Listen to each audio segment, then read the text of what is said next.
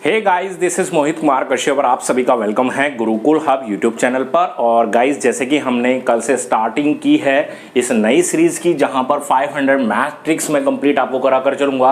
आज पार्ट 2 लेकर चलूंगा और आज कुछ जरूरी क्वेश्चंस इस वीडियो के जरिए आपके साथ शेयर करके चलूंगा। तो वीडियो आज की भी बहुत ज्यादा बेनिफिशियल होने वाली। इस पूरी सीरीज में मैं 500 मैथमेटिक्स के क्वेश्चंस कराऊंगा, तो बहुत ज्यादा जरूरी है। इसके लिए अलग से प्लेलिस्ट बना दी गई है, वहां पर एक एक वीडियो आपको कीमती वीडियो मिलती रहेगी। वीडियो को लाइक जरूर से करें, शेयर जरूर से करें, क्योंकि शुरुआत है हमारी इस सीरीज के लिए।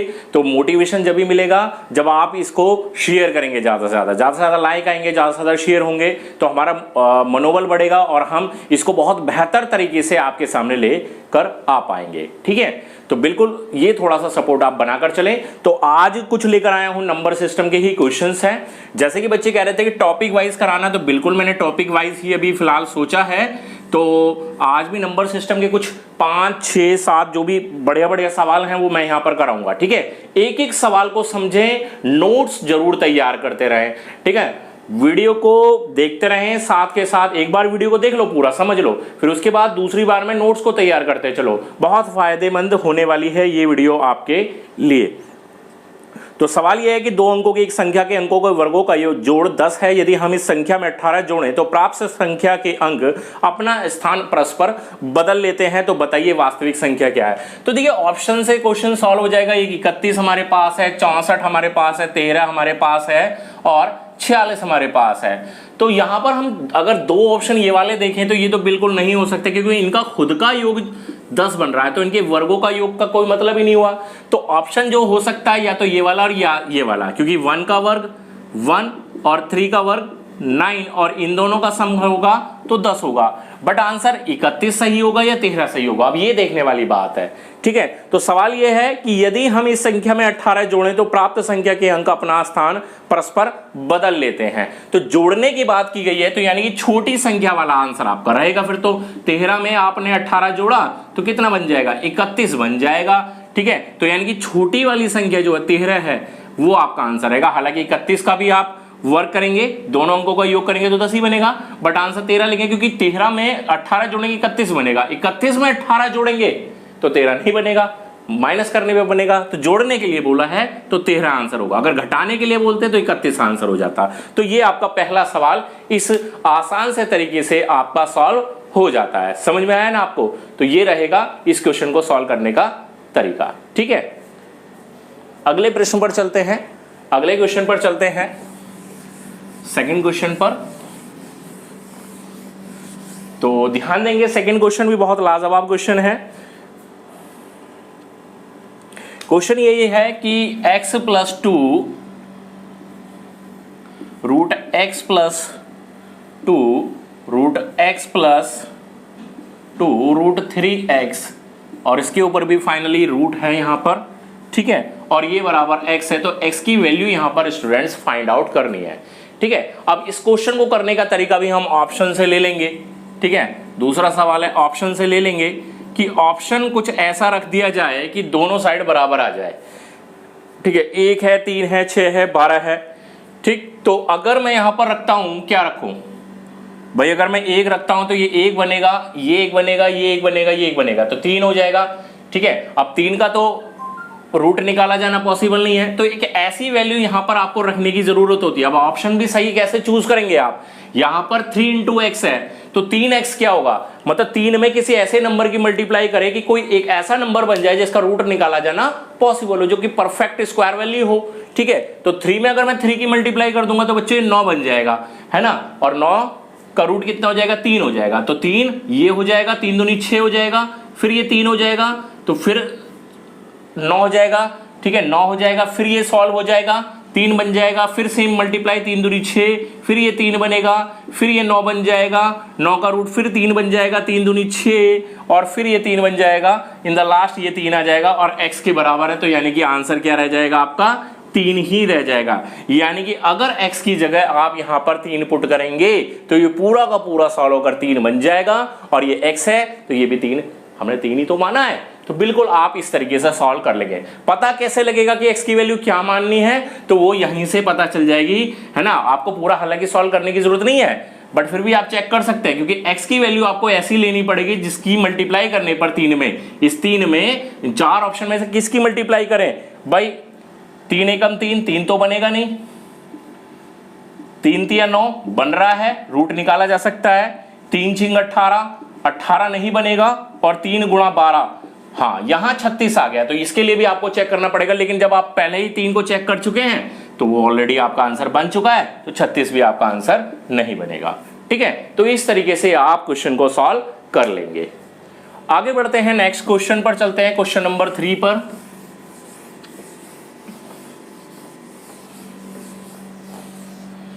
तो थर्ड क्वेश्चन हमारे सामने है, बढ़िया क्वेश्चन, लाजवाब क्वेश्चन। जब n को 6 से विभाजित किया जाता है तो शेषफल 4 प्राप्त होता है। यदि 2n को 6 से विभाजित किया जाए तो शेषफल क्या होगा। ठीक है, अब इसको समझिए, देखिए n को 6 से विभाजित किया जाता है तो 4 बचता है, तो 2n को अगर 6 से विभाजित करेंगे तो क्या बचेगा, शेषफल क्या होगा, ये पूछा है हमसे। तो अब हमें n की कोई वैल्यू फाइंड आउट करनी पड़ेगी। यहां पर n की वैल्यू क्या माने बच्चों, अब देखिए n की वैल्यू हमें एक ऐसी वैल्यू माननी है जिसमें भाग करने पर 4 बचे। तो सबसे अच्छा तरीका ये है कि 6 और 4, जो 4 बच रहा है उसी को इसमें जोड़ दो, तो 10, तो 10 में अगर 6 से भाग करेंगे तो 4 बच जाएगा। 10 में अगर 6 से भाग करेंगे तो 4 बच जाएगा। ठीक है, और 10 का 2 गुना कर दो 20, 20 में अगर 6 से भाग करेंगे तो कितना हो जाएगा, 6 × 18, 2 शेष बच जाएगा। कितना आ जाएगा आंसर, 2 शेष आपका आंसर यहां पर बन जाएगा। ठीक है, समझ रहे ना, तो 2 राइट आंसर आपका आ जाएगा। ऑप्शन नंबर ए आपका यहां पर राइट आंसर रहेगा। ठीक, तो ये आपका सवाल इस तरीके से सॉल्व हो जाता है। चलिए आगे बढ़ते हैं, आगे बढ़ते हैं, नेक्स्ट क्वेश्चन पर चलते हैं।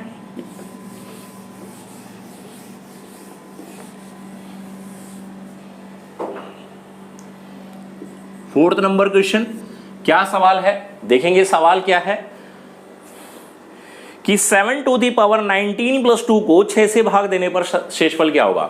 अब 17 टू दी पावर 19 + 2 को किससे भाग करना है, 6 से भाग करना है। ठीक है, अब जब भी इस तरह का सवाल आता है तो उसको सॉल्व करने का क्या तरीका रहेगा, समझिए, देखिए इसको।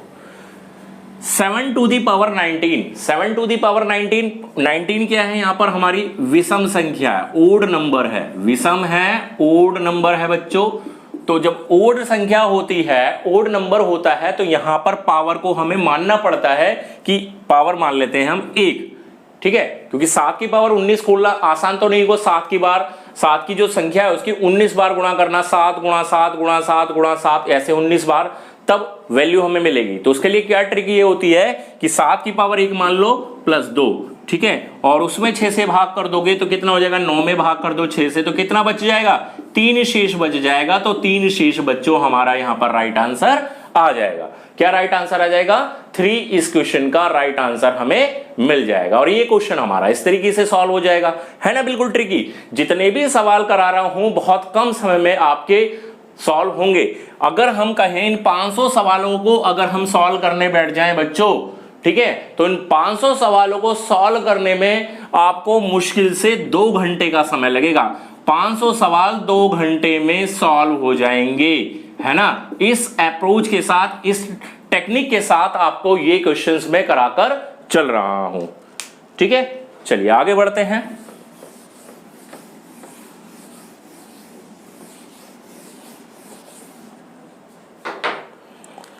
आगे बढ़ते हैं, 5th नंबर क्वेश्चन पर चलते हैं। 5th नंबर क्वेश्चन बड़ा लाजवाब क्वेश्चन है कि एक संख्या को 13 से विभाजित करने पर शेषफल 1 आता है और भागफल को 5 से विभाजित करने पर शेषफल 3 आता है। यदि उसी संख्या को 65 से विभाजित किया जाए तो शेषफल क्या होगा, ये हमें यहां पर बताना है। ठीक है, अब 13 से भाग करते हैं तो 1 बचता है, 5 से भाग करते हैं तो 3 बचता है। अब ऐसा कोई नंबर हो और 65 से भाग करें तो शेषफल क्या होगा।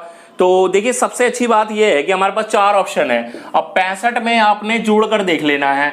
65 और 40 अगर मैं जोड़ता हूं, मैंने लास्ट ऑप्शन ही चेक किया तो 105 बनता है। अब 105 में अगर मैं 13 से भाग करूंगा तो 13 अट्ठे 104 बन जाएगा, 1 शेष बच जाएगा जो कि हमें चाहिए, बिल्कुल सही बन रहा है। भागफल कितना है 8, 8 में हमने 5 से भाग कर दिया तो कितना होगा 5 एकम 5, कितना शेष बच रहा है 3। तो बिल्कुल हमारा तो ये आंसर ठीक हो गया 105 रखने पर, यानी कि 40 शेषफल हमारा आंसर बिल्कुल ठीक है।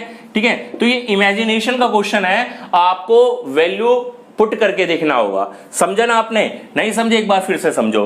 देखो 65 से भाग देने पर 40 बचेगा, तो 65 और 40 को मैंने जोड़ दिया 105, 65 और 40 को मैंने जोड़ दिया तो 105 बना। अब 105 को आप चेक कर लोगे कि 13 से विभाजित करने पर एक शेष बच रहा है। हाँ बिल्कुल बच रहा है। इसका भागफल कितना है 8, उसे 5 से भाग करने पर 3 शेष बच रहा है। हाँ बिल्कुल बच रहा है, तो यानी कि बिल्कुल 40 हमारा आंसर बिल्कुल ठीक है। बाकी किसी वैल्यू को भी आप चेक कर सकते हैं। ठीक है, बाकी देख ले एक अंदाजा, देखिए ये ओरली पता चल जाता है 65 और 40 105 और 13 104, तो इतना हिंट तो आपको वहीं से मिल जाएगा ना। और 5 को डिवाइड करना है, 5 से डिवाइड करना 8 को, 3 बचेगा, तो इसमें पेन भी उठाने की जरूरत नहीं पड़ती बच्चों।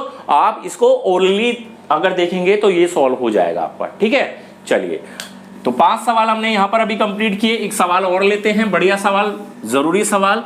तो क्या सवाल है देखेंगे, लाजवाब सवाल है। देखिए सवाल यह है कि दो संख्या को जब 17 से भाग दिया जाता है तो क्रमशः 13 और 11 शेष बचता है। यदि उन दोनों संख्या के योग को 17 से विभाजित किया जाए तो शेषफल क्या होगा। बढ़िया सवाल। देखिए जब हम कोई भी नंबर को 17 से विभाजित करते हैं तो उनके, अब 17 से भाग कर रहे हैं, ठीक है, और उनका योग जो शेष बच रहा है 13 और 11, 13 और 11, ठीक है, तो इनका योग कर लो आप। इनका सेकंड वाला जो जब आपने 17 से भाग किया, ठीक है, दो संख्याओं को, तो एक बार 13 बचा और एक बार 11, फिर पूछ रहा है कि उसी संख्या, उन दोनों संख्याओं के योग को, तो जो रिमाइंडर बचा है उनका योग कर लो और उसमें डिवाइड कर लो आप तीसरी संख्या 17। ठीक है, तो 13 और 11 कितना हो गया 24। अब 24 में आपने 17 से भाग करना है तो कितना रिमाइंडर बच जाएगा, कितना शेष बचेगा है 17 एकम 17, कितना बच जाएगा 7 शेष बच जाएगा। कितना आ जाएगा 7 शेष बच जाएगा। 7 इसका आंसर हमारा रहेगा। 7 इस क्वेश्चन का राइट आंसर आपको मिल जाएगा। समझ में आया ना कैसे किया हमने, कि 17 से विभाजित करना है तो 13 और 11 क्रमशः शेष बचते हैं, दोनों अलग अलग संख्या है। यदि दोनों संख्या के योग को अगर 17 से विभाजित किया जाए तो शेषफल क्या होगा ये बताना है ना हमने। तो हमने क्या किया, सेकंड जो नंबर बन रहे हैं 13 और 11, इनका सम कर लिया, इनको जोड़ लिया और इसको 17 से डिवाइड कर दिया तो हमें 7 शेष राइट आंसर मिल जाएगा और क्वेश्चन हमारा सॉल्व हो जाएगा। ठीक है, तो स्टूडेंट्स ये थे हमारे कुल मिलाकर 6 क्वेश्चन नंबर सिस्टम से, और जो कि आई होप कि आपको अच्छे से समझ में आ गए होंगे। ठीक है, इसी तरह से हम क्लास को आगे लेकर चलेंगे। आप हर एक क्वेश्चन को नोट करते चलें, अपने नोट्स में शामिल करते रहें। 500 क्वेश्चन का पूरा टारगेट मैं कंप्लीट करके चलूंगा। जितनी भी वीडियो बनेंगी सारी वीडियो बनाई जाएंगी, बस आपके सपोर्ट की जरूरत है। ऐसी टेक्निक से यहां पर पढ़ाकर चल रहे हैं कि 500 क्वेश्चन मात्र 2 घंटे में आप सॉल्व कर पाएंगे। इस टेक्निक से मैं आपको यहां पर बताकर चल रहा हूं, बहुत ज्यादा समय आपको यहां पर नहीं लगने वाला है। तो बिल्कुल इस कोर्स के साथ जुड़ जाएं, बिल्कुल फ्री कोर्स है, इसका कोई चार्ज पे नहीं करना। YouTube पर आपको मिल जाएगा, प्लेलिस्ट में आपको सारी वीडियोस मिल जाएंगी।